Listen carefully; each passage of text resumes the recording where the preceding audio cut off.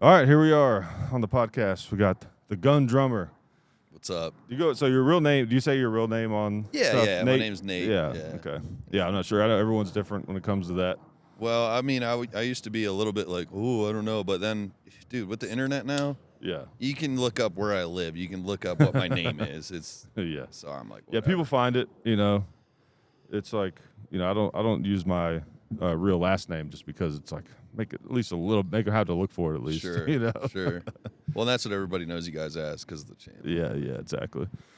So it works. People think like have this misconception that like if you're a gun channel, you do guns, you don't have to like worry about that kind of stuff. But it doesn't matter that you have guns. Like you're not always home, or the element of surprise is dangerous. There's a lot of weirdos out there. Like we had someone. We were filming a video one time, and we had someone pull into the driveway, walk down to the shooting table where we were filming, and was just like, "Hey, what's up?" And we're just like, "Can we help you?" He's like, "Oh, just big fan of the videos. Just thought I'd stop by." And, like to him, it was totally normal, you know.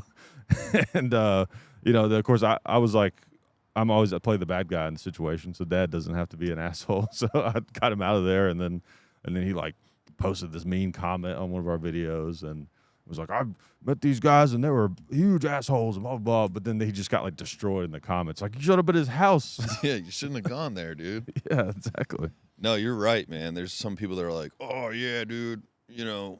You're the last house people should be coming to, and it's like, dude, you can't get cocky like that. All right, like if somebody organizes a crew and they know what they're doing and they want to bust in there and kill you in the middle of the night, like, guess what? Like, yeah, exactly. It could happen. So you got to be humble about that. I that always has irritated me. Like people, they're like real new into guns, and they think just because they have a gun that I'm invincible. Yeah, exactly. Yeah. It's like no. It's like, nah. If anything, like, and don't take this the wrong way out there, but like if anything, having a gun makes me feel less safe. Not in the sense of like the anti-gun way, but like in the sense of knowing that like I have options makes me think about the possibilities of bad things happening more. Does that make sense? Yeah. You know what I mean? Yeah, that makes sense. Like if I'm flying to California and I don't have a gun, I don't really think about it because I just can't afford to because I know I have no choice. There's nothing I can do. Yeah. But like carrying it, just more like as you should be, more aware, more alert, and I always feel less safe because I just know that. People are so delusioned about that. I go back and forth about that, man, because like sometimes I'll just be armored up, no matter where I'm at, Yeah. and then sometimes I'll go through phases where I don't have anything but a knife on me, and it's like this is fine. This is what everyone does. This is normal. Right, This is yeah. what people do. Yeah. So it's Totally. kind of like a mental thing too. Yeah. You can't be prepared for everything, but you definitely don't want to get in your head that you're invincible just because you have a gun. Right. What on the flip side though, it's crazy how many people just don't like. You're not even in their house. It's like, what's your plan? Is someone busting? Right, man. Like I think people have this weird. I think they have this weird like intentional ignorance where they think evil people don't exist. Right. It's like, dude, there's some bad people out there, some evil people, violent people. That's human nature. That's life. That's the world. That can happen. Like somebody could be on meth, tripping out, burst through your door in the middle of the night. That stuff happens all the time. And it's like, guess what? You can hit them with a baseball bat all you want, but it just seems like a waste of time. It does. If someone busted into your house, what Metallica song would you take them down to? You know what? I think it would actually be a Slipknot song. Slipknot, dude. okay. Just All something, right. That's just something terrifying. bad, just like sick, dun, dun, dun, dun, dun, dun, just blaring on my PA system, and they just should already know you're about to get dual wielded into the ground, like 120 rounds in like 10 seconds. Yeah, like if you get killed in a home invasion, it'll be because like they like attacked you off beat, off rhythm. And it messed me up. I'm like, I can't shoot him yet. I can't shoot him yet. It's the bridge right now. There's no drums. I can't exactly. shoot you. Yeah, Hold on. That's true. Yeah. But Metallica would be bad because Lars would fuck you up somehow. Hey man, Lars, man, he's great. He gets a lot of shit. He does. He gets a lot of shit, and it's fun. But dude, he's the bomb. Honestly, that's where I learned to play drums was the Black album when I was like 15. Oh wow. And even before that, actually, I liked to play the song Blackened over and over and over and over. I still play it. I can still play it note for note. You know, I love like such a incredible song. And Jason wrote that. A lot of people don't know that. Yeah, Jason Newsted. Yep. Yeah. That's true. I'm like, Jason. They're like, what the fuck is this guy talking about? Jason. Is that someone they know? I do that all the time, man. And then it ends up sounding like like we know so much more than anybody else. I'm like such a Metallica fan though that I tend to refer to them that way. Like, James, Kirk. In metal. You know, metal in general, dude. Sometimes I forget that metal is really, really small. It is, compared to pop and country and rap. Those are giants. Right. And then there's like this little world, which is, I mean, that's half the reason I like it, dude. Yeah. Once you get in the metal world, you pretty much know everybody. Yeah. So it's been fun. It's a small community, especially when it comes to like deathcore and stuff like that. Oh yeah. You know, because like the Acacia Strain, huge in that world, but they play pretty small venues. You get pretty up close and personal. Love it. Oh, I love that. It's so fun. Have you seen them live? No, man. I just missed one like a month ago. I'm mad about it because my friends went and they're like, they wouldn't shut up about it. Apparently, like, you have to see them live. Yeah, they're my favorite. Yeah. I've seen them like 5 or 6 times. Oh, shit. I saw them at the Metro in Chicago, which is really cool. Oh, I'll tell you something interesting about the Metro. I didn't even realize this till after I saw them there. It's this old theater built in the 20s, right by Wrigley Field in Chicago. And I saw Acacia Strain there, and I didn't find out this till later, but one of the earliest, like, kind of somewhat professionally shot concert footage of Metallica was there in Chicago. Like if you look up like Metallica Live 1983. Like that one of the first like nice videos. It's like post Dave Mustaine. It's probably on YouTube too. Yeah. For like an hour. Long thing. Totally. I probably watched it 1,000 times. Yeah. And I wish I knew that before I went to that show there. And now I want to like go to another show there and be like, fuck, Cliff Burton stood right there.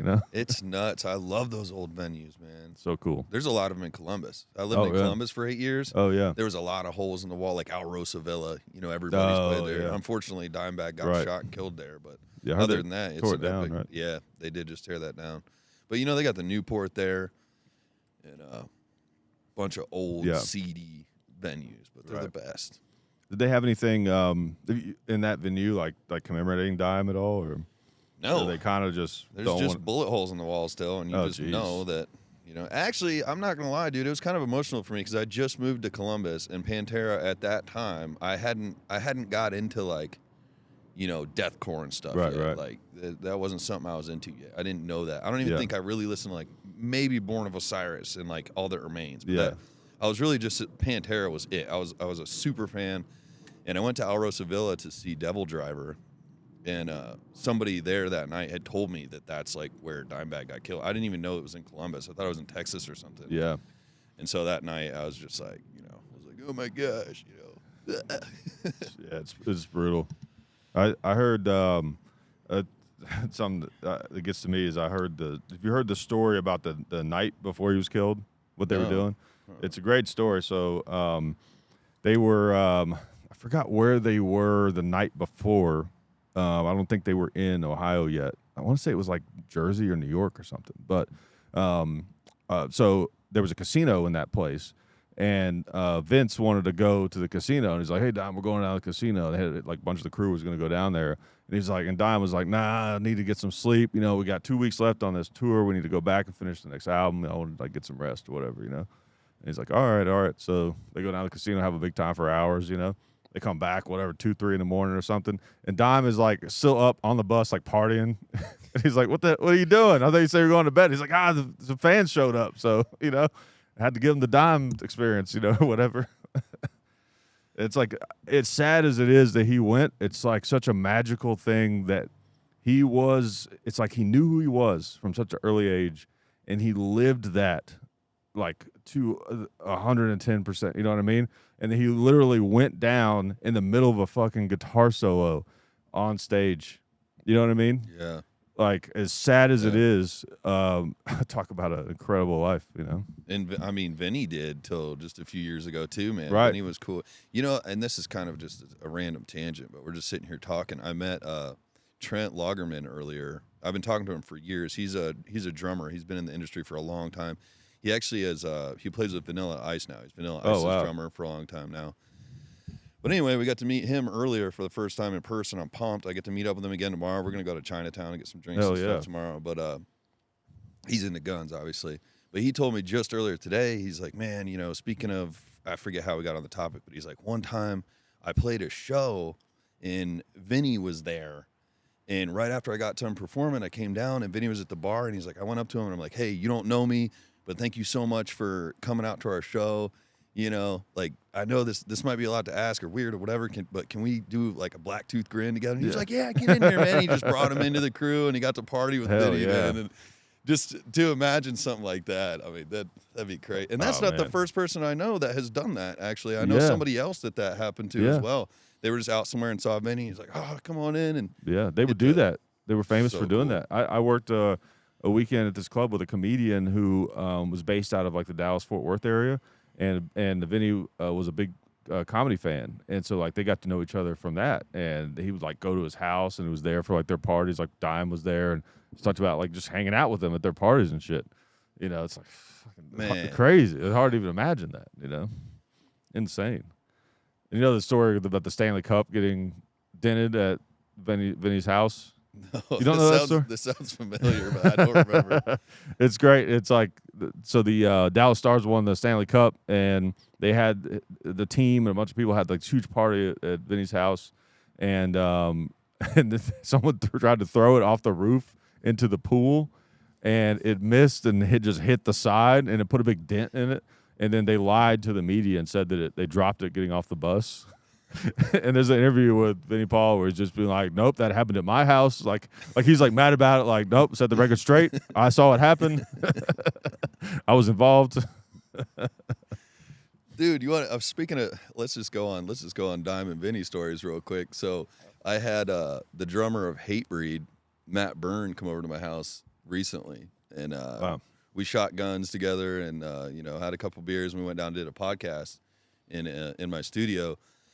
And he told me that they were opening for, it was either Pantera or Damage Plan. I don't remember, so don't quote me on that. But Hatebreed was playing their set, and I guess they completely surprised them, and Dimebag came out with his guitar and held up a sign and was like, we're going to play this song. I don't remember which one it was. It was a Hatebreed song, and so they just went into it. They're like, all right, and Dime played their song with them, with Hatebreed.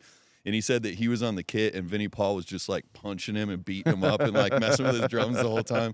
But that's the kind of guys they were. Yeah, they were just. That's so cool. There's something special about, you know, just finding your little corner in life and then just living it and breathing it. Absolutely. You know what I mean? I feel like it's kind of like what we do. What we're doing. You know what I mean? That's straight up. Yeah. Yeah, dude. I mean, like shooting guns and fucking. I mean, like what you do is so cool. Like I remember when I first saw that, I was like, oh damn. You know, it's one of those things where it's like it didn't exist in the universe until you made it happen. You know what I mean? It was like there was no part of me where I was just like, oh, that's kind of like this other thing that I've seen. It was just like, oh, that's the thing that you can do. You know? I appreciate it, man. I got so lucky. I got so lucky that I just thought of it first. I mean, yeah, like somebody was going to do that eventually. I think, you know. Yeah. You ever like so when you're filming those videos? I always wonder, like, how difficult are they to film? Is it just, like, time-consuming to kind of get everything done, or is there a lot of, like, screw-ups that you have to go back and redo and stuff? Dude, it's a lot of stress because I want to get it perfect. Yeah. And my biggest issue is, like, A, I want to memorize the song perfectly. B, I actually use Microsoft Word to pick which guns and which magazines, and I hit the keys and I do word count to see how many rounds each part's going to take. Wow. And then I'll write it out. I'm like, all right, well, I'm going to do 2 of these ARs, 2 of these ARs, 2 pistols, a shotgun here, another shotgun, then a Mosin Nagant, and then I'll do, you know. Yeah. So I, like, lay out all the guns. My biggest issue, man, besides like getting the film crew out there and getting all the electronics set up and the microphones and the cameras, like that stresses me out.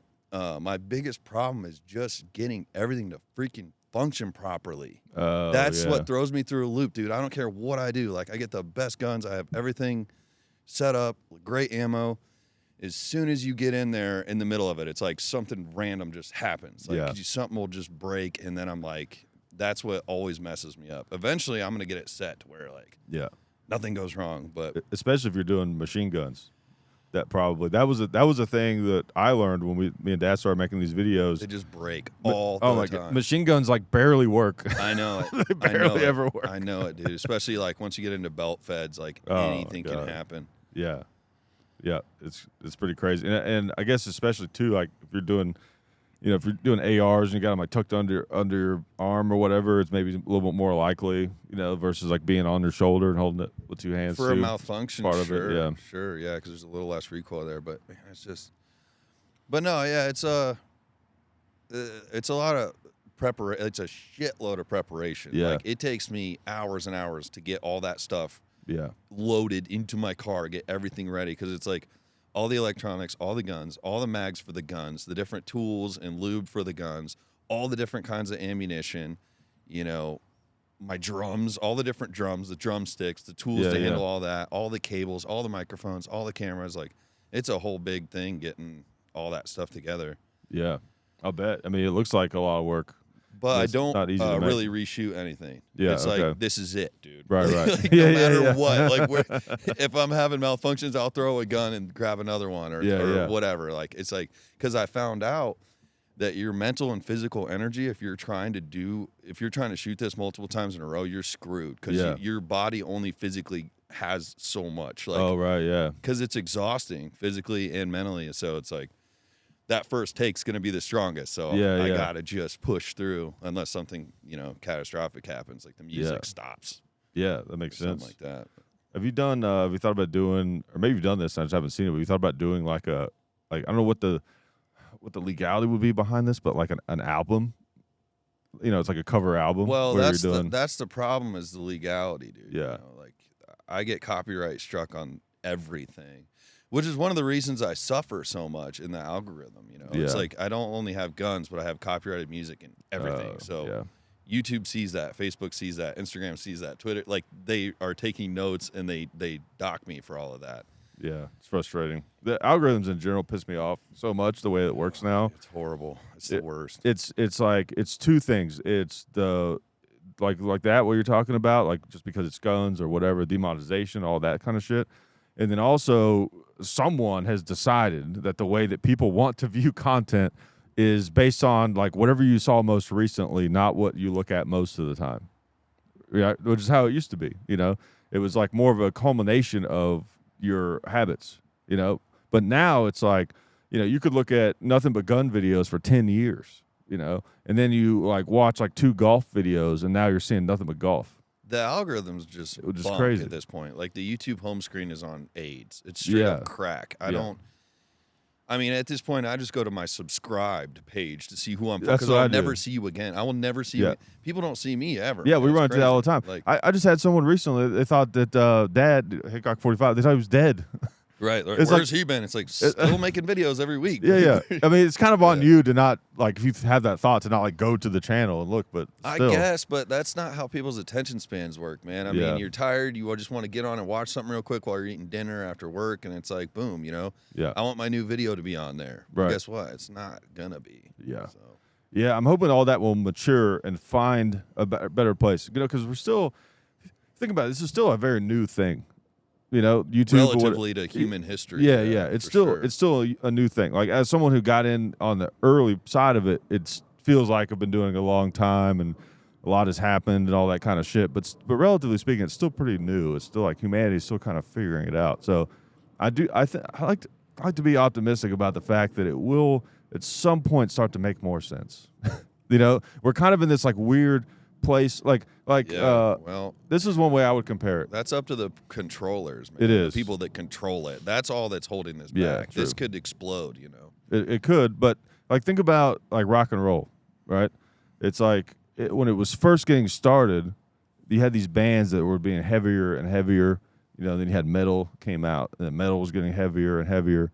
But then it eventually hit a point where there was really not that much further it could go. And then I feel like that's when it started to kind of just sort of settle out into its own little niches, Yeah. And I feel like we're not quite there yet. I mean, a lot of the content you see, people are like just chasing the algorithm to the point where it's like they're not even making good content. No, I know anymore. Man. I know it. And I get trapped in that. It sucks. I mean, you got to play that game a little bit, but it's Yeah. like some people are just doing just crazy, just shit that's just gross. I know it. I know it, man. It's the TikTok mentality, and unfortunately, TikTok is the strongest algorithm that exists right now. I'm convinced of that just from watching how it works. I got permanently banned off there, but I'll admit, how it works. Like, right. It's very powerful, and it can reach so many people in such a short amount of time. It'll blow your freaking mind, Yeah. Like, and then I would say, my personal opinion, just from doing this for 4.5 years, I'd say Facebook is second. Yeah. Facebook is extremely powerful. We all talk shit about it, and it's deserved. I get my ass beat by Facebook. They probably owe me like $200,000. I'm not even exaggerating. Yeah. But that algorithm is incredible. That algorithm can go far. Yeah.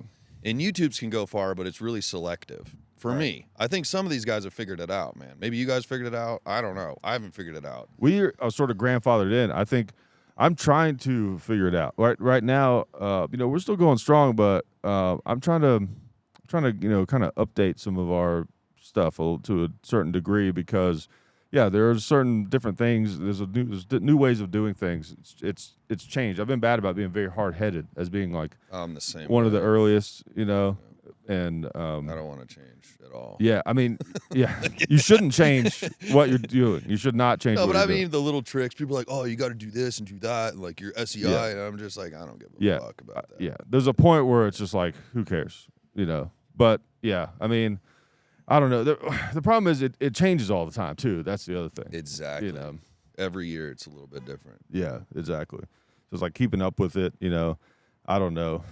Yeah, it's it's very frustrating. Shorts are a great example, right? It's like, how much can you abuse shorts? Because I've abused it to the death, right? But it's like, how much is this affecting my normal videos?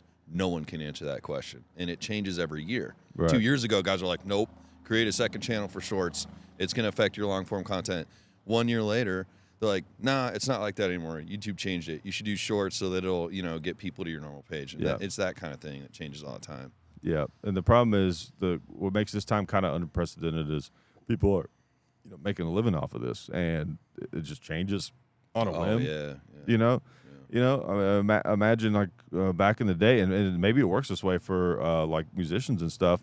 Let's say you're selling like a crazy amount of albums, and then all of a sudden your sales just drop because whatever they're just the algorithm for what people see just changes, and now you're like not making any money. Not on MTV anymore. You get blackballed from Hollywood or whatever the case would have been.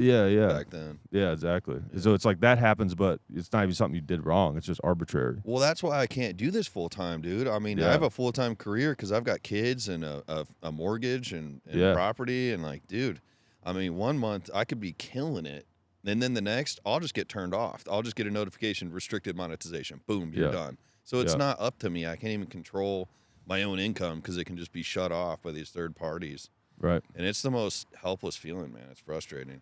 Yeah. I wonder if maybe an evolution of it could be either a different platform or the same platform where you kind of get to choose how you want your algorithm to work. You know what I mean? Because I feel like the algorithms don't really serve anyone except for the agendas of the ownership of these companies. Like do people really want people complain about it all the time. You look at one video and then you see a million of them. It's like no one wants that. They have to know that people are complaining about that. My theory is that like the more sinister side of it is the same thing that happened in the early days of YouTube, where the money that they were paying on AdSense used to be really good, which was like bringing a lot of people in, right? And then they realized, YouTube is the place to be, so we don't have to do that anymore. So they don't want creators they want creators to have the least amount of power possible.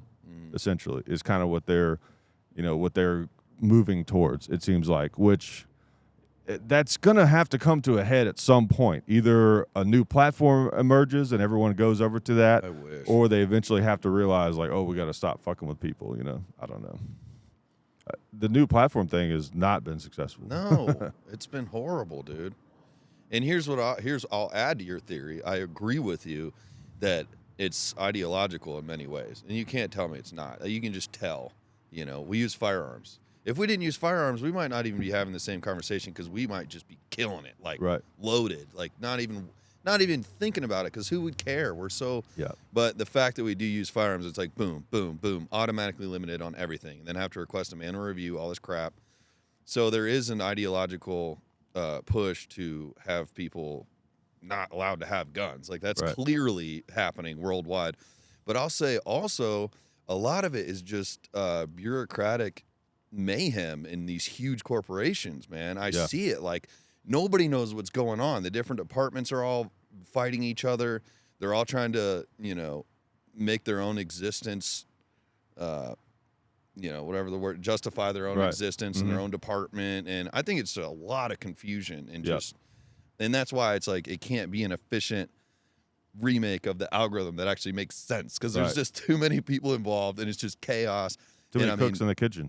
With YouTube, I know they're going through a lot of changes right now up top, like in their management and their stuff like that. So hopefully for good. We'll see. Yeah, probably not. Yeah, it's an election year, so they're probably going to pull all kinds of crap. It's true. I was kind of hoping that Elon Musk, with buying Twitter, that something would manifest there. Maybe it will at some point. You know, I don't know. I think he disabled being able to pay for ads for firearms and firearm accessories. So that's not a good sign. Oh, damn. Yeah, no. I heard that last night. Yeah. From somebody. Yeah. So it's that was running ads on there and being successful. Yeah, like, yeah. Yeah, no, they cut that off. It's a new policy. It's like, why? It's like you're the one person that, that everybody's looking at. Like, dude, you got the Chinese TikTok. Yeah. You got Instagram and Facebook, which are just dinosaurs that are obviously compromised. You got YouTube that we all love and we're hoping for and we're working half our lives on. Yeah. You know, but then there's this. It's like maybe there's some hope because Twitter was the worst. Remember, it's Jack Dorsey and all that stuff. Is like they were the most blatant. Yep. With the censorship and everything, and now it's like, I don't know, man. It's like you can't trust any of these guys. No, you can't. You really can't. Yeah, it's pretty scary how much like when the internet first came around, it was like a newfound freedom. Yeah, you know what I mean? It was like, oh shit, we're all connected and people have power, you know. But they figured out a way to control it. You know, that's the scary thing about, you know, the government is, or whoever is really in charge, is like they always they're one step behind, but it doesn't matter. Yeah, it doesn't matter. It's kind of like Sauron. Like he can't create. Yeah. He can only like take what's already been made and then just like the elves, and he turns them into orcs and just exactly. It's like, you know, it's like billionaires when they invest, they don't have to get in on something early. They can just wait for it to see that it's successful, and it's like the government's the same way with the way they manipulate. You know. Yeah, it's I don't know what the answer is. I wish I knew. I wish I knew too, buddy. It's scary. I mean, you know, of course, there's always the option of, you know, setting up your own website and putting your content behind a paywall. But then you can't really do that if you don't already have a big following that wants to see your content. So if you're trying to grow your content, it's like you'd have to, you know. Some people are successful at doing that, but I think it depends on your audience, man. My audience does not mess with that. They don't care. They just want to see some music and some guns for a second. And that's great. I have no negative feeling towards that whatsoever. But then there's some guys, it's like Patreon's working great, man, because of what they're doing. You know, they're giving value through guitar tabs or guitar lessons or something related to training or charity or something like that. You know? My stuff is strictly like entertainment. It doesn't work like that. Yeah, absolutely. And people also, it's like people are used to YouTube being free. Oh yeah. So you can't like start charging for something that people are expecting to be free. You know. Yeah. My views get smacked all the time. Anyway, the last thing I need to do is go start charging money. Exactly. Yeah, totally. Yeah. Hopefully it'll there'll be an evolution of it. You know, that will make sense, because the thing is, it affects a lot of people. It doesn't just affect guns. Right. Dude. You know, I even see, like, even in the stand-up world, like the algorithms on Instagram, comics are censoring their material because of because it hurts them in the algorithm. Yeah. You know what I mean? Like, how crazy is that? You know, It used to be like it was just these crazy right wingers and their guns. Who cares about them? But now it's kind of hitting everybody. I mean, what are we moving to a world where like all content is like Disney content? You know what I mean? Dude, it's horrible. Everyone's Disney so afraid. Content is horrible. It is. Everyone's so afraid to offend anyone. Like we kind of got through the cancel culture thing. That's sort of done, right? Because now people want to get canceled because it like gives them a career. So like that got squashed, but it almost doesn't matter because the real cancel culture is the way that the algorithm like can just suppress anything it wants. And it's like just in case somebody's watching this that think we're like complaining like, oh, we're being treated unfairly. Like, no, this is straight up. They tell me now your account is restricted. Like your reach is restricted. They just tell me. Like if on my Instagram, for example, if you go look up Gun Drummer right now, my backup account will come up. You have to type in Gun Drummer to the last like letter, and then after you wait like 5 seconds, my real account will pop up. That's real. I mean, it's ridiculous. Yeah, it's absurd. Yeah, shadow banning used to be a conspiracy. Remember that? Right. Yeah, and it is straight up not. They tell you now. I don't know if it's a legal reason, but they straight up tell me. You can go to my settings and say your account is restricted. I can't be featured in any search results. Yeah. I can't be featured on any of the explore pages with the hashtags. Yeah. So I don't do hashtags. There's no point for me to do hashtags. I'm not allowed on those pages. Right. It's crazy, dude. Yeah. I mean, it's what like at this point I don't really get upset over it. Like I did for a long time because I had such high hopes because I was booming at first, man. Right. I mean, oh my God, I used to do 300,000 views on my YouTube videos regularly. Like that was fine. And then it all just ended. And then I got hit everywhere.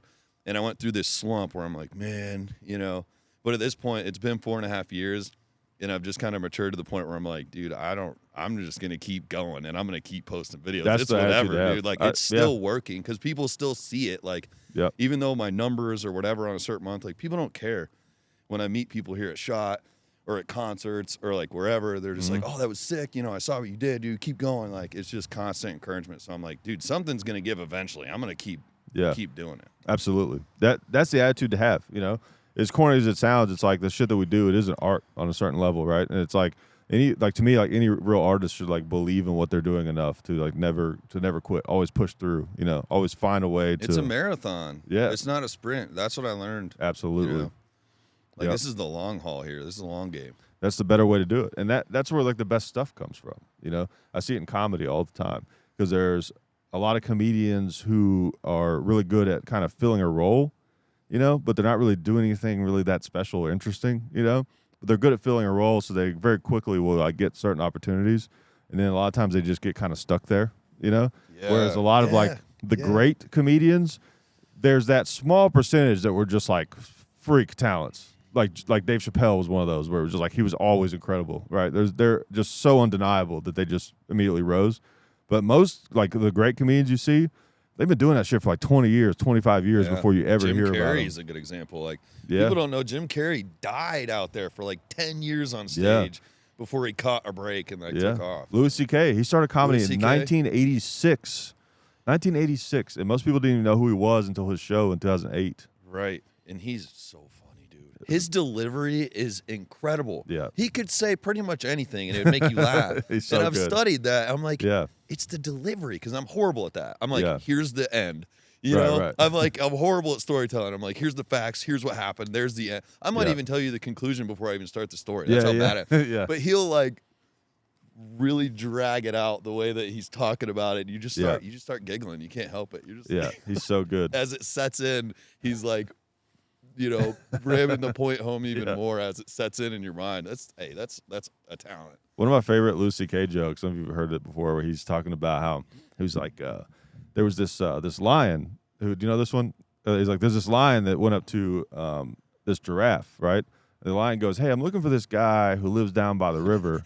You know this one? Yeah. He looks like this. And it's like, yeah. And the lion just thought that everyone looked like that because every time he saw someone, they'd be like, Yeah, it's such a good joke, man. He's brilliant. I've seen him live twice. No way. Yeah, man, that'd be sick. That'd be so sick. Man, he's got so many like that one where he's like, got a hand job from a miner. Not like a minor, but a minor. Yeah. And you know exactly what he's saying without even clarifying it. like a minor. Like a minor. Yeah. He had a joke that fucking just killed me on his news special where he's talking about homeless people, you know, and he started talking about it. He's like, don't worry, there's none of them in here. He's like, they're not allowed in here. And then he goes, one of my favorite lines. He goes, if you don't have your own inside, you can't come to someone else's inside. That's just so funny. Dude. Yeah, it's great. I love comedy. Have you seen Shane Gillis? Have you watched any of his stuff? You know what? I've seen some of his stuff after he was laughing at my stuff on Joe Rogan's podcast recently. Oh, that's right. I saw that Twist clip. and I got on there, and they watched it for like 3 minutes, man. And Joe Rogan had my back the whole time. The funny part was Shane and the other guys. I don't know their names. I don't think they shoot very much. I think that's apparent from watching. Nothing against them, but they were like, oh, that looks dangerous. And Joe had my back the whole time. He's like, no, I'm sure he's got a backstop, Yeah. And then one of the guys goes, why is there a sword there for no reason? And Joe goes, what do you mean for no reason? Because it's fucking awesome. What's wrong with you? And I was like, yeah, man, all right. No, that was cool. He's hilarious, and he's blowing up like big, dude. People see that guy. I just saw a video of him the other night at a bar, I think in Austin, and he was what the hell was he singing? It was Rob Zombie. He was covering Rob Zombie on a microphone in front of a bunch of people at a bar. Yeah. Like just, I think it was Dragula or something. But. Yeah, he's absurdly funny. I saw him. I got to see him live, and I saw him right before he went up to the theater level. It was one of the last club weekends that he did. And it was interesting because I'd already seen his first specials. I knew how incredible he was, right? And he kind of walked on stage, and he's like big guy too. He's a lot bigger than I realized. I know he's like 6'5" or something, big old dude. And he walks up there, and he tries to do like kind of a local riff, and it sort of bombs or whatever. And he's like look kind of awkward, And then like just as a comic, like I could see like the wheels turning in his head, and he's just like, all right, fuck this, I'm gonna start the act. And then like his first joke was he was just like, I was in Australia, and I went to Australia, and as soon as I got off the plane, I was like, this is your country? It just like leveled the place. And just from that, I was just like, this is about to be the best stand-up I've ever seen. And it was, dude. It was insane. It was just, you can make something out of something so dumb and so simple. Yeah, I mean, that's yeah. Wow. He's incredible. You don't have to be Carrot Top to make people laugh. No, bro. Like you can really just like that's what I'm saying. It's about like the delivery and kind of the randomness that makes people's brains go. Yeah. And that's what I try to do with my videos. Yeah, your videos I love are making funny videos, and I'm just like, what would make someone's brain go just for a second? Because that's what gets people. Yeah. Because you got to think, normal person seeing 200 videos a day. Yeah. So you got to just hit them right in the amygdala. Sometimes. Yeah. Just something different, I've noticed that like that's the new trick on like Facebook Reels or Instagram Reels, or no, Facebook. It's Facebook mostly because Facebook does that little like 2-second play, when you see it up there. You know what I'm talking about? Where it's on a loop for like 2 seconds or something, and they'll make like the beginning of the video something that just makes no sense. Like you don't like you can't even comprehend. It's like the thumbnail kind of. Right. And it's like you can't comprehend what you're looking at, and then you click on it, and then like whatever that is, like. Oh, it's just some weird thing this guy was holding, and then he's like, now he's showing you how to fucking cut a steak or something. It's like, all right, that pisses me off. Yeah, I know. That's the shit. That's the shit that I hate about the algorithm chasing. My dad. It reminds me of like my dad used to tell me about how he got out of shooting IPSC because he was doing it like way back in the day, competition shooting, IPSC, and it started to get so competitive that like. Guns are starting to like just have all this crazy shit. I'm sure you've seen it before, like the no rules competition shooting. Like they look like fucking space guns. It's like you got like this long thing to like rack the slide, and they're like big and long, and you got like counterweights on them. Sick, dude. They're and these sick. like crazy like crazy holsters and stuff, shotguns. You got these like crazy speed loader, all that, and it's like it was just like for him. And I think I never got into that, but I would probably feel the same way. It just got so far from reality that it just stopped being. It became like something else, And I'm sure that type of shooting is fun. Maybe it's a bad example, but I feel like that sort of happened with a lot of content where it became this like arms race, to have like the weirdest fucking thing. But it's like, what do you, when I watch something, it's like, what am I taking home? That's what I'm interested in, most of the time. It's like, I don't want to just be like lured into looking at something. I want to actually, I want to actually have an experience that I can take away with me. You know what I mean? Does that make sense? All I watch is like 4-hour-long history things, dude. That's Oh, like all yeah. in audiobooks, like on the Pacific War and like World War II or the Napoleonic Wars or ships. Like that's the Yeah. stuff I don't watch like gun YouTube or anything like that. Yeah, I you don't know? much either anymore. Once you get your own thing going, I used to, right? That's Yeah, like yeah, what got me started on it was watching Yeah, you same guys here. and stuff.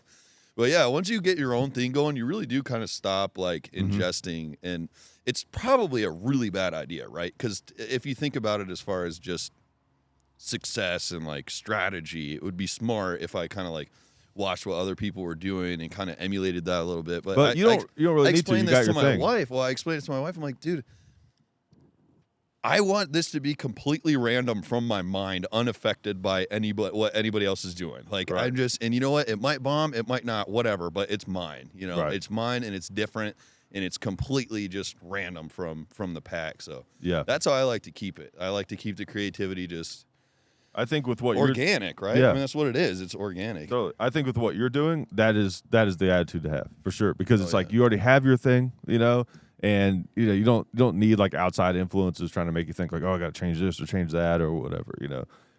But when I talk to comedians about the same thing, I have the complete opposite view, right? Because like I'm the same way when it comes to gun videos. I'll still watch them sometimes, but not like I used to, you know. But I watch stand up all the time. You know, and it's a different thing because with stand-up, it's so important to be original and to be unique. You kind of need to be constantly seeing what's out there, so you're not accidentally Copying doing them or something that someone else similar. is doing, right? Because, I mean, think about it. There's only so many funny things out there, right? Right. And how many comedians are there, right? So it's like the only way to try to be original is to like be aware. Also, I mean, as you can probably imagine, one of the worst things that can happen to a comedian is they think of some new joke that they're excited about and they go tell it, you know, whatever, at their local scene in front of a bunch of other comics, and it just happens to be a joke that's on like a huge special that everyone saw. Oh, And it'd be tough to convince people you didn't steal it. You know what I mean? Dude, right. So you kind of like, right. I'll find myself like making sure I watch like big comedy specials, even if I don't love the comedian, just to kind of make sure. You got to be like really careful on your copyright, like your accidental, your accidental plagiarism. That makes sense with me Because you're you're just gonna accidentally rip off something. It's gonna happen, so you have to like stay on top of it so it doesn't happen to the point where people think you're stealing. You know? I think with comedy too, it's a little bit different. You know, Very different, because I think it's important to see what guys are doing, because you know it might. I don't know how to say it, but I guess it's like a vibe, right? Like it's funny, and you want to know what's out there, what's going on right now, because it's hilarious. And it's like you see what they're doing, that's crazy, you know. Yeah. I might incorporate a little bit of that into mine without directly copying them, but like that's funny. I love that trick. I saw how that worked, you know. Maybe I got some notes from that, like Louis C.K. kind of thing. Like I was saying, I was noticing his delivery. I'm like, oh, that I could learn from that, right? You know, without copying him, I could learn to just be a little bit slower, a little more patient. Like that joke, that Louis joke we were just talking about with the line in the draft, right? I see that joke. I'm not thinking like, oh, I got to write a joke like that. No. But I might watch that and be like, oh yeah, that's right. That's a way to be funny. Yes, exactly. You know what I mean? It's a strategy. Yeah. So it at least like it expands my mind to the point where I'm just like, oh yeah, that's right. There's other like ways of being funny that I'm missing. There's like more avant-garde ways of, you know, making something funny. And variety of technique. Yeah, exactly. It kind of opens your mind. I'll tell you a guy like Roy Scovel. Do you know him? No. Dude, you would probably love this guy. All right. Roy Scovel he's very successful, but he's still like underrated to me. He's so funny. I just saw a clip recently. He has this joke about concrete, and he's like he's sort of like an alt comic, right? But it's like it's not like bullshit. It's like good stand up. And like he has this joke about concrete. If I can remember how it goes, it's something like he's like, what is concrete? It's like this soupy shit and just hard forever. Hard forever. Okay, Illuminati. You know? Then he's like, you can't transport me in a regular truck. You got to spin me around. Or I'm just going to, like concrete's a conspiracy. Yeah. So it's like over the top absurd, but yet it actually has like shit in it where you're just like, oh shit, that is actually a good point. You know, and that's great comedy, I think. Hell yeah. He has another great joke that I love. where he's talking about when you see the moon during the day, you know, and he's like, get out of here! What are you doing? Get out of here! You don't see the sun coming out at night. Right. Damn. It's like I wonder sometimes how to give yourself those epiphanies. It's like, do I have to travel? Do I have to go somewhere? Do I have to like work out in a certain way or hit the sauna? Or like what do I have to do to get my mind to that point where you can just think of something that's so blatantly obvious and simple, but profound and hilarious at the same time? I think it's a pathway that you have to like cutting a trail through the woods. You know what I mean? Like it just over and over, trying to neurologically force yourself down those roads. I mean, there's this thing in comedy, they call it comedy brain, and it's this very fleeting thing, right? Where like you kind of go in and out of it, and that's where you get those like just absolute freak phenom talents where they're just born with this like crazy comedy brain. I've met a couple of those in my life, and it's like crazy to like talk to them. They're just their brain is like so crazy, you know, just the way that it works. But for most comedians, it's like you have to kind of work to like keep that lane open, and it'll sort of go away, and you won't really write anything for a little while, but then you'll get it going again, and then you'll like come up with a bunch of shit in like one day. You know, That's how I am, man. Yeah. And I tried to structure it more, and it makes it worse. So at this point, I try to just, when I'm really feeling it, man, it's like, I'm gonna just dive in there and just like get a bunch of stuff like made or written or whatever, and feed it while I'm feeling it like that. And then it's like, you know what? When it goes away, like I take a little break and just focus on something else. That's the best way to do it. Force it. Some people can force it like a 9 to 5 every day, and they're good like that. Like that's how Jerry Seinfeld writes. I've never been like that. Yeah. It's not me. Yeah, the creative process, it is like weird. It's a grind. Yeah, it's not a normal like the creative. And I explain this to people all the time, you know, because like I do have a normal career that is like it's very schedule driven, right? I mean, it's like just the daily thing, but creative work is totally different because if you're not feeling good or feeling happy, right, or you feel like shit, or you're in a bad mood, or you're angry, or feel like you're in a rut, or like, dude, you're not. You know, it's really hard to go make something creative and hilarious and fun. So it really is about nurturing that kind of feeling so that you can make creative work. And that's half the battle. It is. That's probably most of the battle. Yeah. It's probably like the hardest part is getting yourself in a creative state is probably the hardest thing. It is because it's like good ideas. They just sort of come to you easy almost. But it's like you have to, you got to it's working hard. The hard work is like getting to that state. Then once you get there, they just sort of come, you know? I want to ask you this, like, so I play guitar a little bit. I'm not great, but whatever. I just play, pick it up and fuck around with it. But something I've noticed that reminded me of that is I usually will kind of like, because I'm not like trying to get good at guitar. I just kind of riff and just kind of play around just for fun. You know, it's like a mental exercise for me. I've noticed that because I play metal, in my mind, I want to think like if I'm like pissed off about something or I'm going through something, I pick up that guitar and I fucking just rip it. But most of the time, maybe I'll do that, but most of the time I play my best when I'm in a good mood, when I'm happy. Do you feel that way to drums? I don't. The opposite? I don't play guitar or drums at all if I'm angry. Okay. I only play that stuff when I'm like, in that creative state. And that's what sucks because like I've spent a lot of time buying like the cool guitar and I got the stack and I got the PA system and my drum set and all that stuff. But dude, if I'm not in that mode, I don't care at all. I just won't touch it. I won't play it at all. Okay. So it's like I have to maintain this kind of state to even get into it. And that sucks, dude, because I tried to put myself in a routine. I'm like, I want to get good at guitar. Because I'm like you, I can play some stuff, I'm not great, but I can play some Lamb of God. I can play Metallica. Like, I have the feel for it. I can play a bunch of different Hatebreed riffs, and I'll put it on the PA super loud on my stack and just destroy everything, But yeah, if I'm not feeling it and life is rough and things are tough, I'm not touching it for months. Isn't that weird? Because metal is the first thing I want to listen to when I'm going through something. No, but not me. Correct. Oh, really? You don't listen to metal when you're like...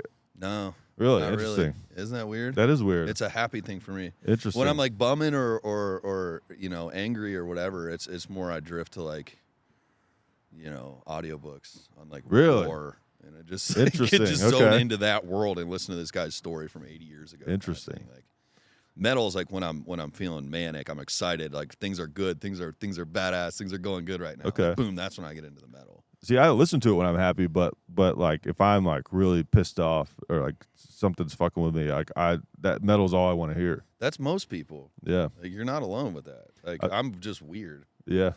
Super, like, my IQ is super low. It's like 20 something. I got it tested one time. He's like, you should be dead, actually, because your IQ is 27. I'm not sure how you're here. My IQ is legally dead. You have the same IQ. It's right below a golden retriever on average. You actually don't even have the Q at all. It's just the I. Dude, I will defend the album Saint Anger to the grave, because I don't know what your feelings on this album are, but almost everyone hates this album. Yeah, it's a meme for sure. Yeah, but I have found that, like, if I'm truly angry, as cliche as that sounds, that's like one of the only albums that like meets me at where I'm at. Some kind of monster. And here's the thing: everyone hates the snare, right? Yeah. As your drummer, I don't know what your take is on it, but my thought on the snare is it's supposed to be irritating.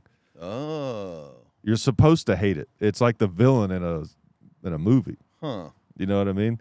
So it's like that's where I got to where I don't ever feel like listening to it unless I really feel like I need it. I don't think that they had that in mind at all when they did that. I'm giving Lars too much credit. I'm glad that you like think of it that way. I'm like trying to get to the bottom of it. I think they were in a weird spot when they made that album. Oh, that's for sure. That's for sure. Happening. But no, dude, listen. Before I got into this world and talked to people and like got well known or whatever, and had my own genuine opinions, I didn't think twice about Saint Anger or Lars Ulrich ever. Mm-hmm. I never thought in my life that he was like a bad drummer or that Saint Anger was weird. Like, it just never even crossed my mind. Yeah. Because I just like what I like. Right. But once you start getting polluted by all these opinions on the internet and talking to metal snobs, that's when it starts to like subconsciously, morph your opinion about something that before you loved and didn't even. Yeah. I never thought twice about Lars Ulrich and anything that he did. I loved it. I'm like, Metallica's the best band of all time. I tried to get a Metallica tattoo when I was like 12. Hell yeah. And luckily I didn't. It was like, well, first I wanted to get the Ride the Lightning album cover on my back. Oh, but that shit. was like, $2,000. I literally had no money whatsoever. So then I was going to get, they had like this little, I don't know, it's kind of like a star kind of thing that's, it's like one of their symbols. It kind of looks like a star, but it's twisted I know a little bit like that. Yeah, yeah. I was going to get that on my arm, Luckily I didn't. But that's how obsessed I was with Metallica. Like, I lived and breathed that shit. Because I didn't know before that, I was listening to like Weezer. Believe it or not, dude, Creed kind of was the beginning of turning me on to metal. Because before that, all I knew was like Third Eye Blind and like Weezer, and I'm like, oh, this is cool. I'm just a kid. Yeah. And then like I discovered Creed, and I was like, bro, this is kind of hard actually. Yeah. Like my own, my own Prison, and then Human Clay after that, and I was like, dude, this is kind of.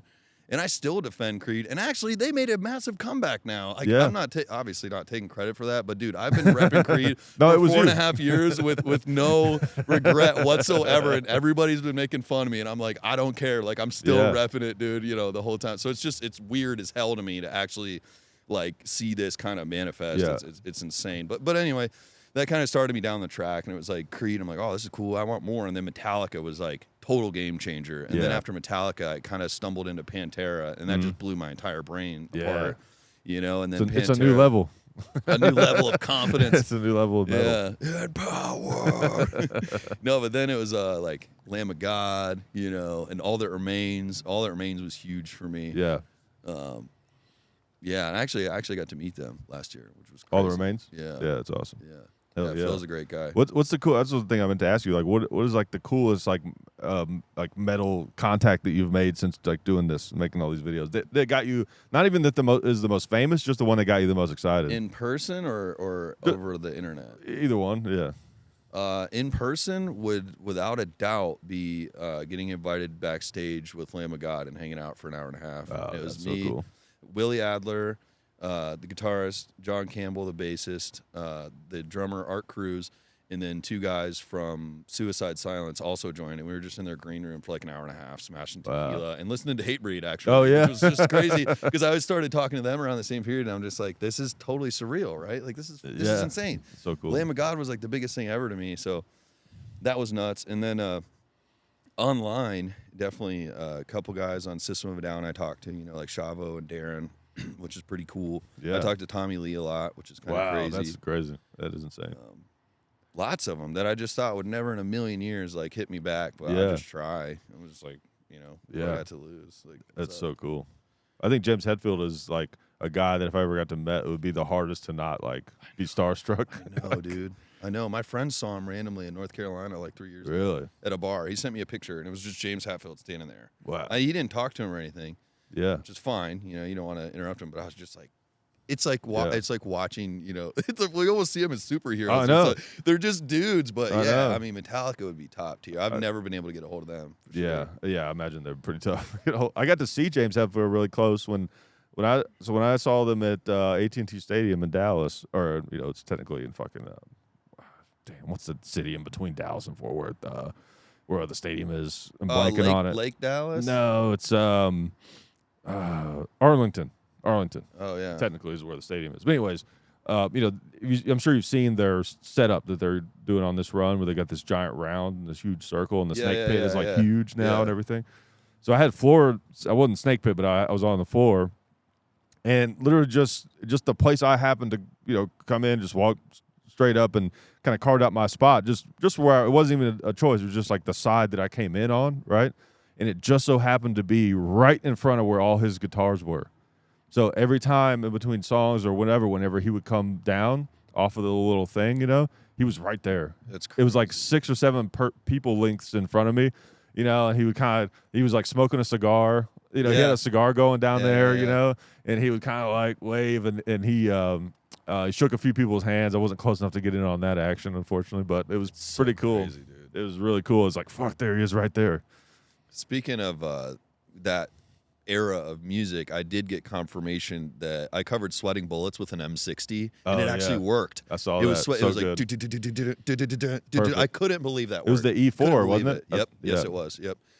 And I got confirmation that he did love that video. Oh, that's so cool. Yeah, his son. I talked to his son, Justice, and he's like, "Yeah, dude, my dad thought that was." That's rad." so I'm cool. like, "That's great. That's great." Incredible. I was like, "That's great. That's all I need, man." Yeah. The God metal ginger himself, like it. So that's great, you know. Man, Dave Mustaine. I mean, as much as I love Metallica, it's like, I mean, there's may not be one single person more important for thrash metal than Dave Mustaine. It was crazy to see him recently. I saw him a few months ago playing, and I'm like, this dude has been playing. Same with Metallica. I'm like, it just boggles my mind. And I saw Alice Cooper recently, and I'm like, this dude is still alive. And I saw him like 10 years ago, and then I saw him a couple months ago, and I'm like, these guys are still playing after 40-something years. I mean, these guys are from like, you know, San Francisco Bay Area in late 1970s, playing in clubs and stuff, and they're still out there. I mean, it's just bizarre, man. Have you seen Slayer? Been to a Slayer show? Yeah, luckily. Dude, Slayer, I always tell people, like, a Slayer show is like nothing you can imagine. Speaking of Slayer, Gary Holt from Exodus, who played in Slayer for the last, you know, forever since Jeff Hanneman unfortunately passed away in like 2013. I talked to him quite a bit. Really? He's a cool dude. Oh, wow, that's cool. Yeah, and he actually gave me some shit because I went to a Slayer. I went to get this. So I gave him shit first, but I went to a Slayer show, and Carrie's guitar was just like out, in and out, the whole show. It was horrible. Yeah. Like all I could hear was Gary's guitar the whole show, and nobody else could tell. Yeah. We're at a massive place, and that's how, you know, like people that aren't musicians, you know, I'm not being condescending. It's just literally people do not notice sometimes, like if something's awry. Right. But I'm watching Carrie just shred, and there's just no sound, and it drove me mad the whole show, man. And later, you know, when I got like well known or whatever on my channel, and I opened up a line with Gary, and we were talking back and forth, I sent him a video message, and I was like, dude, I have to tell you about this time that I came and saw you, and I was so mad. And all he said back was, well, that sucks, but at least you could hear my guitar, haha. Like, man, fuck you. No, he's a cool dude. I really hope to do something with him. We've been talking about it for a couple years. So he seems really cool. Do a collab. He's cool. Oh, also, loves cats. That guy. Machine Head dude. He's a good dude too. I'm drawing a blank right now. Oh, Rob. Yes. Yeah. I've been talking to him too a little bit, so that'd be cool to do something with him. These guys are all just OGs, man. I mean, that's crazy. Exodus, like they were literally friends with Metallica, living in the same house in like 1980, you know, drinking beer. It's insane to me that these guys are still around playing. It's amazing. I'll tell you a guy. So I posted a picture on Instagram like Flynn. a couple of years. Yeah, that's right. A couple of years ago that I just found online because I thought it was cool. There's a series of photos. I don't know if you've ever seen them of Dimebag and James Hetfield together. Right? So that's you sick. ever seen those photos? I don't know. Okay, so it's like James Hetfield like in the Dime's bedroom, and there's like other Metallica guys there. Like I think Cliff was there, Lars maybe was there. I mean, they were all there, but there's only some of them that are in the photos together. And so I posted it, and someone tagged this guy in the photo and was like, Stuart Taylor's photos or whatever. I was like, fuck. And then he like made a comment on the thing, so I like DM'd him or whatever and started talking to him. So this guy named Stuart Taylor, shout out to Stuart Taylor, and he was a photographer for Pantera back in the day, and he was Dimebag's like best friend growing up, right? So then I like got to talking to him a little bit and called him on the phone, and he just like told me all these crazy stories. He told me some stories I cannot say on this podcast. Put it that way. Hell yeah. But so one of them that I probably can say is that, well, for one thing, if you look at those photos, and I never noticed this before, but now it's obvious when I look at him. He was like, yeah, if you look at those photos, notice the back wall where the Dimebag's wall, it was covered with boogers. He had a booger wall. Oh my gosh. Just Those guys were just they're rank. animals, you know, animals. But savages. he was telling me about that day, and he's like, yeah, man. He's like, James Hetfield was an asshole back then when he was a kid, man. You know, because I mean they were like 22 or something, you know, at that time, or whatever. And Metallica, these photos were taken like 85 or something, right? So Metallica wasn't shit yet, but in that world they were, you know, definitely bigger than Pantera in '85, you know. But there was some guy hanging out with them that was just like fanboying out at James Hetfield, and James Hetfield like couldn't handle it, and they were driving in a car somewhere. And he said that James Hetfield spit in his face and then threw the guy's shoes out the window. Oh my god. It's just so funny. But yeah, he told me a lot of crazy stories about him and Dime and stuff. Yeah, stuff I shouldn't repeat, but it's yeah, I love that kind of shit though. I have the urge to like get better at, playing guitar and like actually do stuff with music, but I'm just spread too thin, man. Like I'm just doing too much shit. So it's just no way. And plus, I'm demoralized because I know all these metalheads now, I talk to a lot of these metal bands and they are fucking amazing. Yeah. These drummers and guitarists, dude, like I'm watching them and I'm like, what am I going to do? Yeah. Like, what am I going to do to that? You know what I'm saying? So it's crazy. Like, I used to think I was hot shit before this whole thing happened. I used to think I was a badass drummer, man. I really did. And now I'm like, nope. I'm friends with a lot of deathcore drummers and watching them with their double rolls and stuff. And by the way, did you know that when they do the really fast one, it's called a double roll? It's not left, right, left, right, left, right, really fast. It's right, right, left, left, right, right, left, left, right, left. Oh, really? Yeah, so they're doing two that. on the right and two on the left, two on the right, two on the Wow. left. So they're hitting it with like their mid-foot / like almost heel, but like mid-foot, and then the ball of their feet and toes. Wow. Boom, boom, boom, boom, boom, boom, boom, boom, boom, boom, and they get it going like. Oh, wow. What the hell? I just had someone show me that in person because I asked him like, how are you doing that? How are you playing drums that fast? I don't understand. And he showed me that. I'm like, man. I never knew that. That's crazy. Yeah, just learned that. Wow. Yeah, the drummer is such an important piece, especially in metal. Metal more than anything else. Oh my God, sure. so important. I mean, that's part of I think what makes Acacia Strain so badass live. Well, and on their albums too. They've had a bunch of members change or whatever, but they still got Vincent, the front man, and then I think their drummer actually might have just retired. I think, but they've had the same drummer for all these years, and he's incredible. And it is crazy how I had this experience. You probably had an experience like this before. Where there's this band that I got super into years ago. Their name is they're like a stoner doom metal band. Like a Sabbath worship type of band called Telekinetic Yeti. I don't know if you ever heard of them. Okay, no, I haven't. They're pretty small. They got 2 albums out, and they had this one. They only had 1 album out at the time, and I just got super into it. I was just playing that shit constantly, all the time, And so I became like a fan of this band on the same level I was a fan of like any music that I was into. That's right? how I am too. Yeah. And so I was like, I got to see these guys live. Man, this shit is awesome. I love this shit.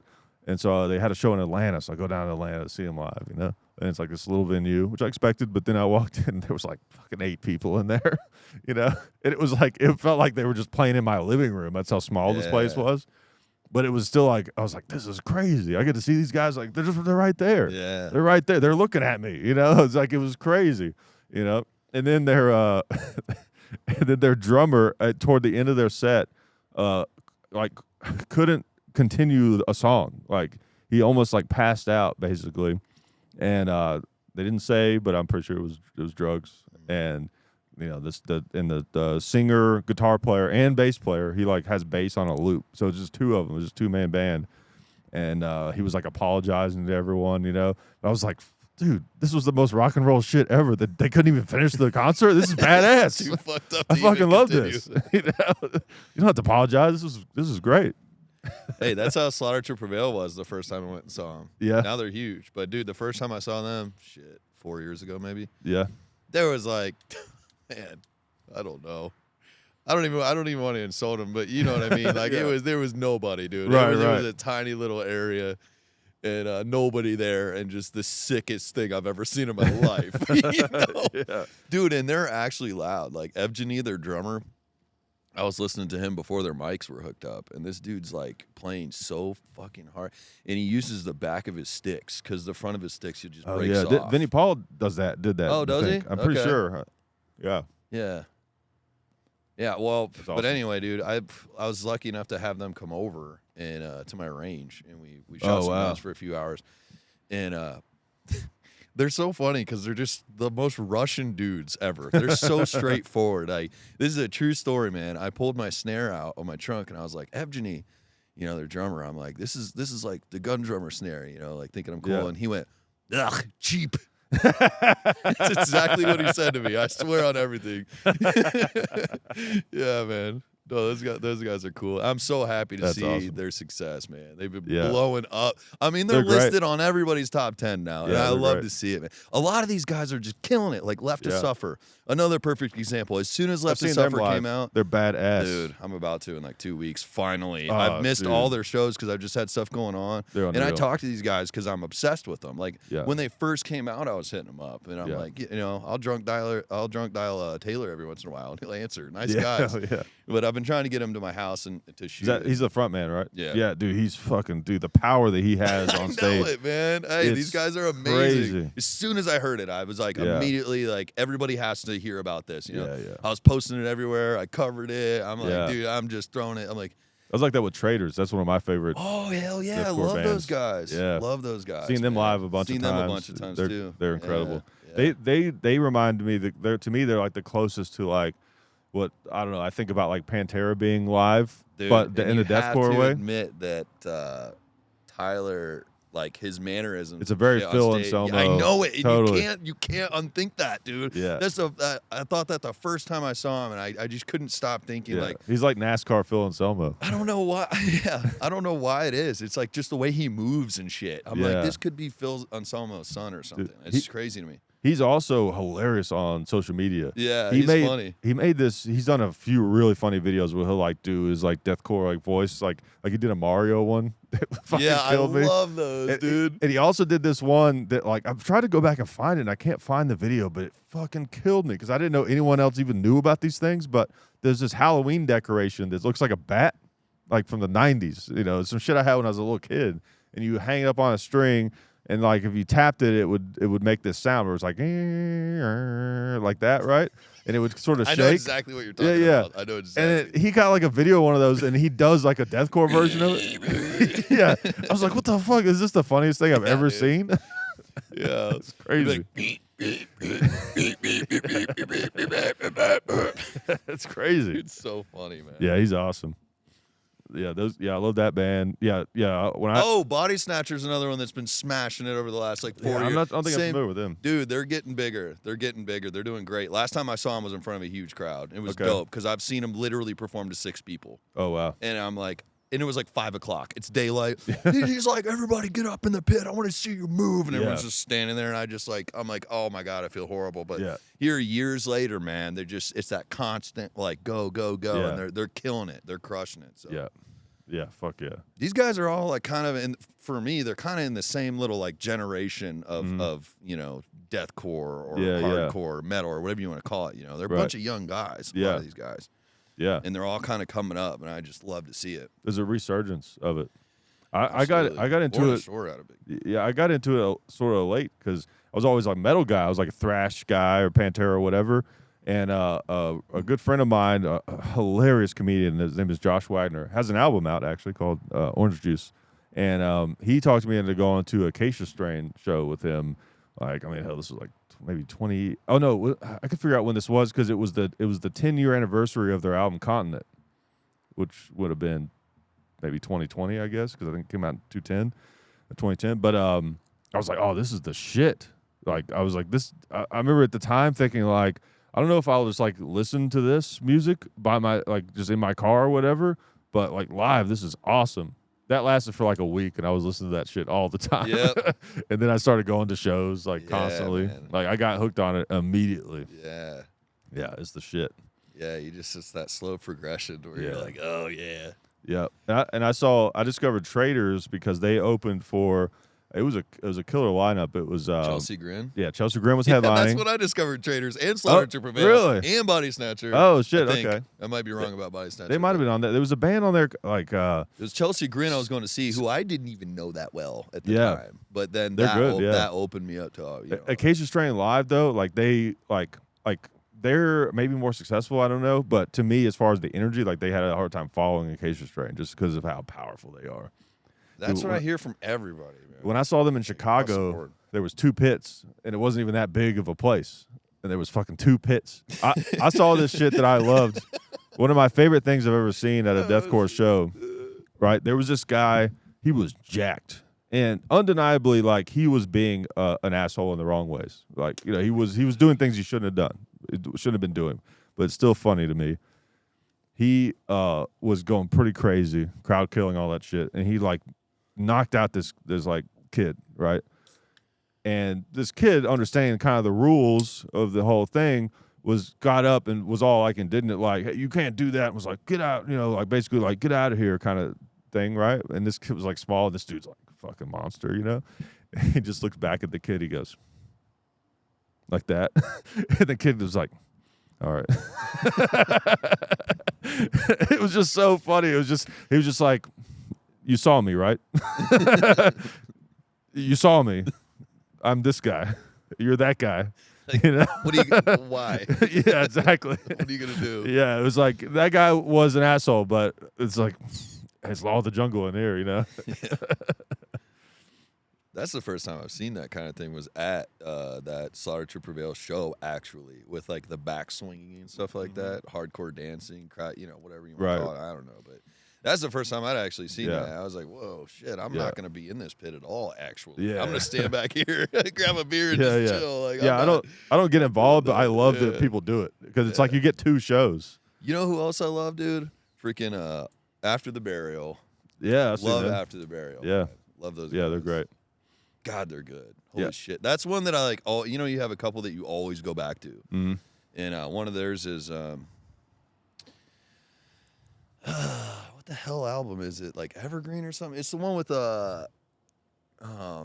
Collapse and Lost in the Static and all those songs. I mean, my gosh. They came out with an instrumental version too, which is great if you're working. You can put that on. Yeah, like instrumental like deathcore shit is awesome. Hell yeah. I like it was not one of their more popular albums, but I've always liked this song that's on it's one of Acacia Strain's albums. What the fuck is it called? The song is called Cold Gloom is the name of it. But it's like kind of chill and melodic. I think it does have some lyrics in it, but I think of it as an instrumental because it's like a long, super long, and it's just like very chill and just heavy. Yeah. I love like instrumentals. That is cool. Yeah. I got a whole huge, like, long playlist of just metal, gent, instrumental type stuff. Oh, yeah. Because while I'm working with my coffee, that's what right. I like. Just You got going. Yeah, I got to turn you on to this Telekinetic Yeti band. Sure. Like I said, it's not deathcore, but it's like heavy doom. It's like cool. Sabbath if you just like turned up the doom and the heaviness. And that's great, you know, because Sabbath is a little bit slow for me. I'm not gonna lie. I still put on old Sabbath, dude. I'll listen to it. But it's very, very slow. It just is. Like, that's the way that they play. Yeah. And I'm like, man, if you guys would just kick it up a little bit, Yeah. I'd really appreciate that, you know. But hey, they were pioneers, you know. At the time, that was like and Ozzy's crazy. still alive. Insane. Like, I can watch a video from this dude right now in like 1970, tripping balls on stage, like falling around, dude, and just raging. And he's still today, 50 years later, still kicking. It just blows my mind how that's possible. Dude, my favorite Ozzy story is told by Zakk Wylde. It makes me laugh every time I see it. He goes, it's probably funnier to hear Zakk Wylde tell it than it was to even be there when Ozzy did this. But But this is not like an old Ozzy back in the day story. This apparently happened like kind of recently. But he was like, yeah. This was like last week. Yeah, man. yeah. This wasn't like in the Sabbath days. Yeah. This was like yesterday. But he said that he was over at Ozzy's house or something, and Ozzy goes, Zach, I don't smoke weed anymore. I don't do pills. I don't drink. I don't do coke. He just starts naming off all these drugs. Just everything. Right. And then he pauses for a minute and he goes, why am I alive? And he was sincere. Like, that's what made it so funny. He's probably thinking back and genuinely curious as to how he's living. Yeah. That's good genetics. Yeah, I kind of took it as like, what's the point of if I'm not doing that? Why am I like? What's that's how I took it. Oh, my bad. But maybe I thought maybe he was reflecting. With his no, he might have been it that sobriety, way. Maybe he did. Like, how on earth? Like, when half the guys I used to know are all dead. From Right, stuff, right. How am I for some reason still here? Yeah. So it could have been both of those things. I'm surprised he doesn't smoke weed anymore. Yeah. That is surprising. I'm pretty sure he was smoking joints just like less than 5 years ago. Yeah. Maybe he's actually having And maybe that lung was problems or something. True, and that might have been, I don't know, snapshot in time. Maybe he's back to it. Who knows? I know, like Snoop Dogg supposedly, like, I mean, he like quit like 10 or 15 years ago, and then that didn't last very long. And then he tried to do some kind of marketing. There's some kind of like he got paid to market this like smokeless fire pit. So there was all this shit where it's like Snoop Dogg, he was like, I quit smoke. Oh. And it was like, no, you didn't. I know some bullshit's coming. Man, I know this sounds super crazy, but I'm about to go do a collab in LA this year with The Game. Oh, shit. And that's awesome. Snoop Dogg was just over there like a week ago. Wow. They were hanging out. And so I had this epiphany where like I'm like one person away from Snoop Dogg. Like, but then again, I'm hanging out with Twist all the time, so I guess I'm like one person away from most lot of people that have ever lived. Like, yeah. This dude, like, this dude's so funny, man. Like, he's so genuine, and sometimes like I feel like he doesn't even realize. Well, I thought it was Twista. What did I say? You said genuine. I just fucking. Oh, you scared me. I'm like, man, I'm on a podcast. I'm drinking. And I'm saying the wrong names and shit. But no, like, it occurred to me when I was in my basement digging through my merch to try to get him a shirt. Yeah. And he's like, man, you should do a Christmas song. I was like, I did Mariah Carey's All I Want for Christmas Is You. He's like, no way, that's dope. I'll have to text that to her later. Just casual. And I'm like, that's insane. That's an insane thing to say, dude. That's wild. That's crazy.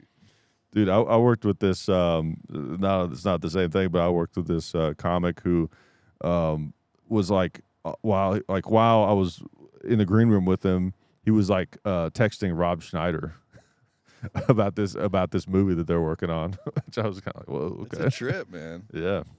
I mean, at the end of the day, these are just people, man. They're cool, Yeah, totally. But it still trips you out, especially, even hanging out with you. Like, I used to watch your videos and stuff, and now we're hanging out. It's just kind of crazy. It's fun to enjoy the ride. Yeah. I had a similar experience, like when we first started meeting other YouTubers and stuff like that, because, there wasn't as many, like, it was different in the early days. There weren't a lot of us, and yeah, it's still kind of crazy. Sometimes you meet other ones, and it's like, oh shit, there's this guy. Like do you remember Nothing Fancy? Yes. Yeah. I want to say yes. So to me, he deserves the credit for being the first. Okay. He was the first. I mean, he literally, like, his channel started because he was making videos and reviewing items on Amazon, like pre-YouTube. And then when YouTube came around, he started putting those reviews, like knives and shit, on YouTube. So, like, for example, we didn't really. So, like, if you look at when the channel was created, it was created January 6, 2007. But we didn't really like decide like, oh, we're making a gun channel until like it was really like the fall of 2008, kind of when we really started like making videos. So Nothing Fancy. I mean, he had a good like 2 years on us. And when we started, there was only like 5 of us. So he deserves credit for being the first. He was the first. I mean, to me, there may have been someone who posted a video of a gun before him, but I mean, as far as like it's a channel and I'm reviewing things like that are guns, like he was the first for sure. But I remember he's always been very elusive, like even early on, he wasn't big on really like meeting up or doing collaborations or any of that kind of thing, And I remember there was these guys back in the day. I mean, this is like ancient YouTube gun history. There were these guys that were called the hyenas. You probably don't know anything about this. These guys were called the hyenas, right? And they were like constantly attacking him. And they were these other guys who made gun videos, and they like hated him for some reason, right? And they were just constantly attacking him, like trying to get him fired and doing all this crazy shit, right? And then as we started to get bigger, they started trying to fuck with us. And then he had like all these connections in like law enforcement to like, you know, basically like fuck with them back. And so he called my dad one day when we were out there making videos, and we just like had a conversation about it. And so I like talked to Nothing Fancy on the phone. I remember thinking like, it's fucking crazy. I'm talking to this guy right now, you know. That's how it is, man. At the time, he was like, you know, he was like the guy, you know, and you know, yeah, it's crazy. It's not that long ago, but it's also ancient history too, because of like, yeah, 2008. What is that? You know, what 15, 16 years ago. But in the scope of the internet, that's like 100 years. You know. Yeah. Right. Yeah. Well, YouTube is only like that old, dude. 2005. That's crazy. I mean, Eric's been around forever too. Like, I love hanging out with Eric, man. I'll go visit him in Georgia and we'll jam. That dude doesn't get enough credit for his guitar skills. I'll tell you incredible. right now, It's he's crazy. an incredible guitarist, man. We go down there, and we got a drum set down there, literally just so I could play drums. He's That's like, awesome. hey, he's like, buy me a drum set, like find it, and I'll pick it up. So I literally called a Guitar Center and set up the whole order. That's so cool. And he picked it up, and I went over there and I put it together in the woods, like put the heads on, tune the heads, did the whole thing. And so, you know, I'll go down there and we'll just jam out in the woods, man, shoot machine guns. And, Yeah, he's awesome. Those guys been are around awesome for a long time. I mean, I think he's been doing it for 15 years. Oh, for sure. Yeah, he's one of the early guys when we first started. Yeah, Yeah, for sure. He's like such an awesome dude. Like, yeah, I haven't been to one of those range days that he does in a while. Need to try to catch one of those, but yeah, I was thinking about trying this year to make it. I just always have something going on critical at that time. It's like the fall.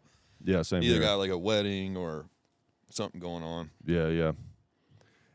That's one thing I don't know. Selfishly hope that like as the whole thing like matures, you know, I hope there's like a accurate recording of like kind of the early history. You know, there used to be like a documentary That'd be made fun. at some point. You know what I mean? Dude, actually, not to interrupt, but I actually saw your dad at a range day, and I didn't meet him because he looked like he was kind of like busy doing some shit. But the first thing I thought, I was like, this dude's a giant. This dude's a giant. Like, I just saw him standing in the distance, and I was like, that's unmistakably like Hickok 45. I mean, obviously, like you could see him from a million miles away. And I'm like, that dude's massive. You know, you're a pretty big dude too. But I didn't realize that from the videos. But I was like, damn. Yeah, we're both 6'8". 6'8"? Yep. Oh my gosh, what the fuck? That's insane, bro. Basically, LeBron James' I was height. Basically. guessing 6'5" earlier. No. I told my wife, I'm like, they're both really tall. Yeah. You know, 6'8". What the hell, man? Yeah, you know, Dad. I don't know if I should say where, but he still holds a single game rebounding record at the college he played at. Nice. Yeah, he was a good basketball player. That's cool. Yep, it's fun. It's fun, man. I really hope that like, you know, what you're doing can take off even bigger than it is. I feel like even with some of the trouble you're having, you know, with YouTube, you know, like some of the connections that you're making and shit like that could open up some other doors, you know, for sure. I think because I mean, what you're doing is so unique. You know, I mean, I feel like it's been a while, you know, really since there had been something really truly unique to the space of gun videos. You know what I mean? I appreciate it. I mean, it really is. I mean, it's Thank wow, you. it's so cool. I still think it'd be cool if there's got to be a way to do it. If you made an album of like a cover album, like I bet if you had like a band, because you know bands are allowed to play cover albums, right? So if you had like a band, you know, record it. the songs that you're gonna do, and then you do guns, you know, with it, and you mix it up, you know, where it sounds cool. I mean, Yeah, I could probably do that for about, probably be like, I don't know. I could probably do a whole album for like 15 or 20 grand, I'd say. yeah, Like I'd probably put it together and do Yeah. it. So I guess I just need to get some sponsors on board. yeah, that'd be the And thing. I mean, I'd say you could that'd be probably sick, you though, could probably dude. do it for free. I mean, you probably find some people that would back it, you know. Yeah, I was just thinking of like, hiring a band, the musicians to play it all, and then I got to get all the ammo and all the guns and all the Yeah. filming and shit. Because of course, I don't Gotta want do it a to be couple audio music- only, Right. right? You got to do music videos and shit. Yeah. That would be really nice. I've got like a lot of requests for that, so Yeah. it would be good to figure that out. Yeah. It'd be interesting. To hear that, Hell, you could start a gun band, Hell yeah! Oh, dude, actually, shit, I totally forgot to mention this. The venues might be a little limiting, No, they're not, dude. We already have it figured out. Twistin and I are planning on doing some live shows this year. Actually, we were trying to do one this year at Daniel Defense's Range Day. They were interested in hosting it, and all you got to do is have a massive concert-style PA system in a stage and a microphone for him, and then a table with a bunch of guns for me, and then people can stand, or you can get bleachers or whatever you want behind me, and that's it, dude. I already tested it. I had a dry run with like 50 people, and I had a PA system and a bunch of guns, and they just stood behind me, and I just had headphones in my ears that are also linked up with what's playing on the speakers. Oh yeah, and it worked. They could actually hear it, which I was shocked. I thought there's DJ no Guns. No, but it works. It works. That's awesome. And it's actually not that complicated. So it's about to go down. That's cool. And I think once that goes down and we do it right and we film that'll go viral. For sure. And then hopefully generate more interest. For Because, sure. dude, live shows would be sick as fuck. Like, you and I love metal and we want it to be louder. Like, this is ARs going off with muzzle brakes, Just like, that's a serious breakdown. Oh, literally. Literally a breakdown. Damn. So I'm working on it, man. I'm working on it. That gives me chills to even have. try to picture. I'm pumped even thinking about it. And, dude, you could do it at dusk. You could use tracers. You could blow stuff up. You could have propane tanks going off. Like, it's endless what you could do. It's like Knob Creek machine gun shoot to a new level. Yeah, to music. Yeah, dude. Hell yeah. Fuck, dude. And it's not that complicated. That's the thing. That's why I know it's so achievable. Yeah. It's really not that hard. Yeah. And I was, we were really bugging Daniel Defense about it, and they're interested, but it was just not enough time to plan it. Yeah. Maybe next year at Shot. But Oh, hopefully before then. Like, right. Twistin and I, we want to get this thing going pretty quick. We're like amped about it. We want to get a set list. And especially with the rapper, because that's just one microphone, and then my stuff. I don't need microphones. Like, guns are super loud. So, yeah, exactly. Dude. He wants to do it with all of the headphones that are synced up, but I don't trust that technology. But he's telling me that he knows people that do that. I'm sure he does. How funny would that be to mic up guns? You know what? This 8-inch 7.62 AR pistol with aggressive brake on it isn't loud enough. I'm about to just put a kick mic on it and crank it up on a stadium sound system, motherfucker. Like, you're just gonna blow your ears out. Oh Jesus, that would be nuts. That'd be like almost like a funny sketch. Is like put the mic on the gun, then have like headphones. It's like, I like to really hear my guns when I'm shooting. And you're just wincing like, ah. Oh yeah, dude. I remember there was a Simpsons episode where Homer buys a gun, and it's like he's getting all these accessories, and one of them was the loudener. The silencer, the loudener, there's all these different ones. My wife's getting worried about me. She's like, where are you? Well, we're about to wrap it up. I got a show tonight anyways. Oh, that's right, man. Oh, man. I want to catch one of your shows so bad. I have it in my calendar for tomorrow. I don't think there's any way it's possible. But, dude, I'm going to keep it in mind. I know it's 8 o'clock at a barbecue place. Yeah. So it's right by. I got it in mind. It's Rick from Pawn Stars. It's his barbecue place. Okay. Yeah, it's right next door to the Pawn Stars place. Okay. But if not, I mean, sometime I'll come through Ohio. What part of Ohio again? I'm right between Cleveland and Columbus. Okay. Cool. Yeah, I know they got like there's a Funny Bone I know in Columbus. Yeah. Oh yeah. That's a popular spot. Try to get in there maybe. Hell yeah. Hell yeah, man. Cool, man. Thanks so much for coming on, man. This was great. This was a long time coming. We talked about doing something together for a long time. We still got to shoot some guns or do something like that eventually. Got to make that happen. Sure, man. Well, thanks for having me on. Yeah. Hell yeah. Thanks for watching out there. We'll see you guys. Peace.